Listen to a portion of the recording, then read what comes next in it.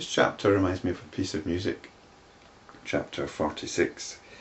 It starts off with a rather dubious theme, but then develops it into a sublime climax. Vasishta continued, knowing that the entire universe, including one's wealth, wife, son, etc., are nothing but the creation of the jugglery of the mind, one does not grieve when they are lost, nor does one feel elated when they prosper. This is still relating back, I think, to the story of Lavana, who lived a whole life within a hypnotic trance, and in that life he had children and a wife, and they all came to grief. On the other hand, it may be proper to feel unhappy when they prosper, for such prosperity may intensify one's ignorance.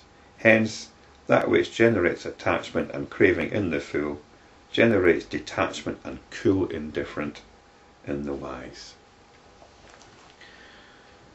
Originally I wasn't going to comment on this because, as I said, I think it's a rather dubious theme, that somehow the liberated sage is beyond emotion, and somehow the liberated sage is cut off from conventional emotions. You'll find stories in the Yoga Vasistha which give completely the opposite impression.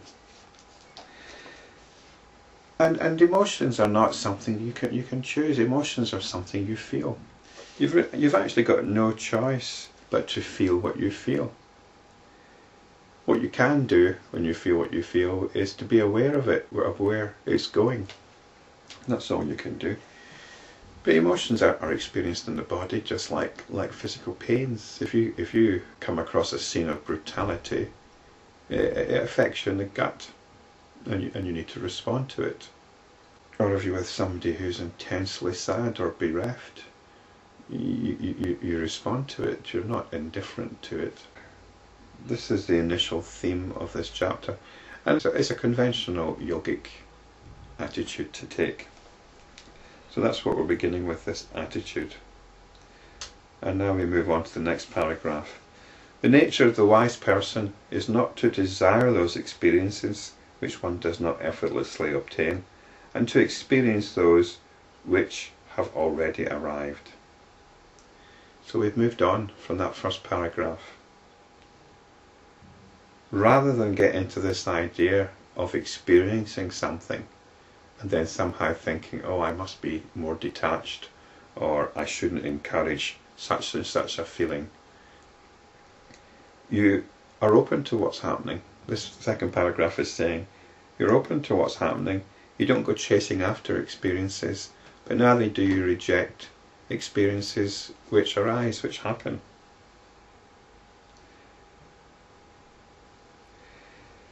The problem then is to avoid getting caught up in it. And this is what the next sentence goes on about. If one is able to wean the mind away from craving for sense pleasure by whatever means, one is saved from being drowned in the ocean of delusion. So we've got this tendency to get caught up in what's going on and to pursue certain aspects of what's going on and to avoid certain other aspects. That's the game we want to try to avoid. And there's really only one way of doing it, though we can't try and sort of do it from the same perspective. We can try shifting the furniture around. We can try sort of offsetting one desire by another, or trying to do a little bit of cognitive behaviour therapy and change our psychological behaviour around. But there's really only one way of dealing with this, and this is described in the next sentence. He who has realised his oneness with the entire universe, and who has thus risen above both desire for and desire against, is never deluded. In other words, we're not even going to get caught up in desires for and against. So when we try to move the mind away from the craving for sense pleasure, it's not about separating ourselves. It's about standing back, observing it, watching it without getting caught up in it. Therefore, O Ram, realize that self or infinite consciousness which permeates and therefore transcends both the unreal and the real, and then neither grasp nor give up whatever is inside or outside. So once we get to this point of observation, of not getting caught up, and this is when the attention is at rest with itself, it's when the attention is on our own awareness, then we're at that point which can be described as neither real nor unreal.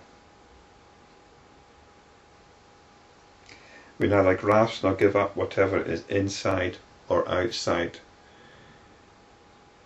This is another basic division we can make in the field of experiencing.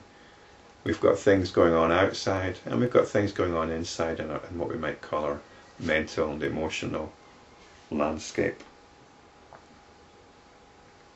And we treat them all the same. We observe them all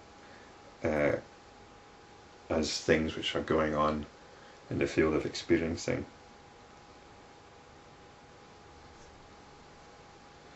The wise sage who is established in such self-knowledge is free from any sort of colouring or mental conditioning or self-limitation. He is like the sky or space, which is totally free from being tainted by anything that happens within it.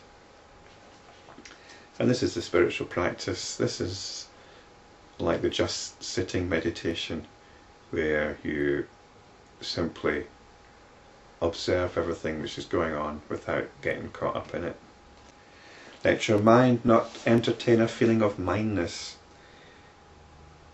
in the sense of what is mine, in any of the objects of the senses. Then, whether you are active or inactive, you will not be sunk in the mire of ignorance. When your heart does not taste sense pleasures as sweet and desirable, then you have known all that there is to be known, and you are safe from this cycle of birth and death. He who is not attracted by the pleasures of either this world or of heaven, whether or not there is body consciousness in him, is liberated, even if he does not specifically desire or strive for such liberation. Liberation doesn't need to be something that you're consciously aiming for. You might not even know of such a phenomenon, if that's the right word for it. O Ram, in this ocean of ignorant mental conditioning, he who has found the raft of self-knowledge is saved from drowning. He who has not found that raft is surely drowned. And this is what it's about. It's whether you've found it or not. In the past I've said it's like looking around a dark room for the light switch. There's nothing you can do to find that light switch, except, I suppose, to be aware that that's what you're looking for. But it could happen purely by accident. And that's the raft of self-knowledge. And you need to find that raft before you can get on with any kind of spiritual practice. Therefore, O Ram, examine the nature of the self with an intelligence as sharp as the razor's edge, and then rest established in self-knowledge. Live as the sages of self-knowledge live. They know the infinite consciousness and the world appearance. Hence they do not relish nor renounce activity in this world. You too have attained self-knowledge, Rama, and you are at peace. So they know the infinite consciousness and the world appearance. They see the mirage, but they don't get caught up in it, because they're at rest in self-knowledge, which is consciousness, which is infinite.